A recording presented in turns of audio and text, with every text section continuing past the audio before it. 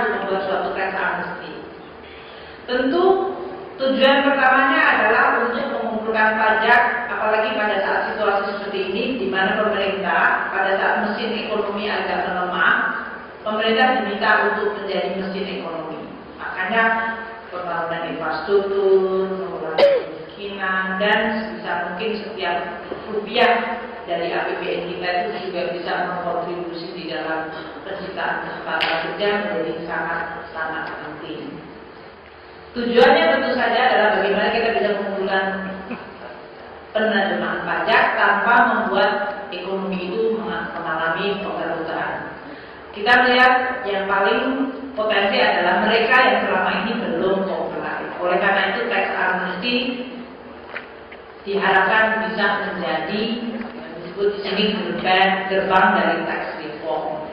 Reformasi pajak untuk meluaskan basis pajaknya dan membuat semua pemain dan penduduk Indonesia merasa lega untuk bisa menjadi the real taxpayer yang tidak merasa dihantui oleh kesalahan masa lalu.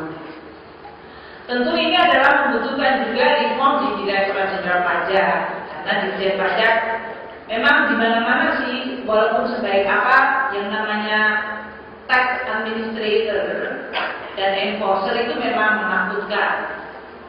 Kalau di negara maju hanya ada dua yang Anda nggak bisa hindari dalam hidup ini, yaitu mati dan pajak. Ya kan? There are only two things in the world yang Anda nggak bisa hindari dalam hidup ini. Orang bisa menghindari apapun yang lain, tapi cuma dua. Kalau orang hidup itu berarti suatu saat mati, dan kedua adalah kewajiban bayar pajak. Nah, saya akan sedikit karena nanti Pak Ken bisa menjelaskan. Manfaat dari tax amnesty adalah wajib pajak bisa mengikutinya, terutama di dalam rangka menyelesaikan persoalan-persoalan mengenai pajak terutang di masa lalu, baik itu dari sisi PPh, PPN, dan PPNBM. Dia juga bisa menjadi tempat untuk menghapuskan sanksi administrasi. Dia juga untuk tidak mendapatkan perlakuan dalam bentuk pemeriksaan pajak, kecuali tadi yang sudah menjadi yang saya sebutkan, kecuali kalau mereka yang sudah bukti performanya sudah komplit dan sudah ada di dalam pengadilan pajak. Tapi kalau belum, kita bisa memberikan pemeriksaan pajak.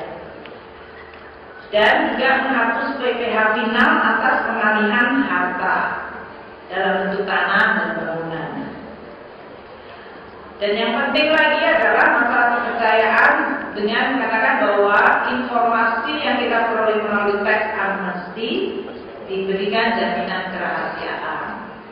Di dalam undang-undang tax amnesty menyebutkan secara sangat jelas kewajiban dari kita sebagai pengelola dari data ini adalah harus bersifat rahasia. Sebetulnya di undang-undang pajak pun selama ini data pajak Anda adalah sifatnya rahasia dan tidak dibolehkan untuk aparat pajak untuk menggunakan itu untuk tujuan selain untuk memungut pajak.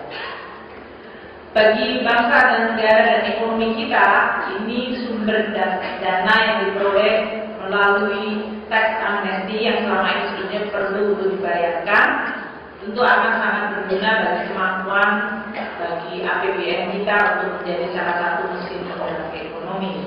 Kalau Anda punya harta bergerak atau tidak bergerak dalam bentuk uang ataupun dalam bentuk barang-barang berharga lain termasuk rumah, tanah, di dalam maupun di luar negeri. Jadi tidak hanya yang di luar negeri, di dalam negeri yang selama ini tidak pernah Anda sebutkan dalam SPT Anda. Maka saatnya Anda sekarang menyatakan dan kemudian dihitung nilainya, kemudian Anda tebus. Ditebus itu 2% kalau Anda melakukannya sebelum tanggal 31 September. Itu adalah rate paling rendah. Dan kalau sesudah tanggal 31 September sampai dengan Desember adalah 3%. Itu kalau harta benda dan uang itu sudah ada di dalam negeri. Anda bawa dari luar negeri ke dalam negeri juga sama, 2%, 3%, dan kemudian 5%. Kalau Anda punya uang di luar negeri dan Anda masih memutuskan bahwa uang atau harta itu tetap di luar negeri, apakah rumah, apakah tanah, apakah usaha, apakah aset lainnya, dan Anda ingin tetap ada di luar negeri, Anda tetap perlu menyatakan, melaporkan, tapi pembayaran rate-nya lebih tinggi dari kalau Anda bawa pulang. Kalau tadi 2%, kalau Anda tetap di luar dia menjadi 3%. Kalau yang sudah September sampai dengan Desember, yang tadinya 3% dia menjadi 6%, dan kalau di atas Januari dia menjadi 10%. Jadi 2 kali lipat kalau dibandingkan dengan kalau harta dan uang itu dibawa ke dalam negeri. Banyak sekali kalkulasi mengenai berapa jumlah harta yang selama ini belum terlaporkan, yang sampai 11.000 triliun. Kalau kemudian daya tarik untuk membawa ke dalam negeri itu sangat besar, maka kita mengantisipasi akan muncul capital inflow. Dan inilah yang kemudian dipikirkan bagaimana inflow ini yang harus, menurut undang-undang harus ada di Indonesia at least 3 tahun untuk bisa disalurkan untuk berbagai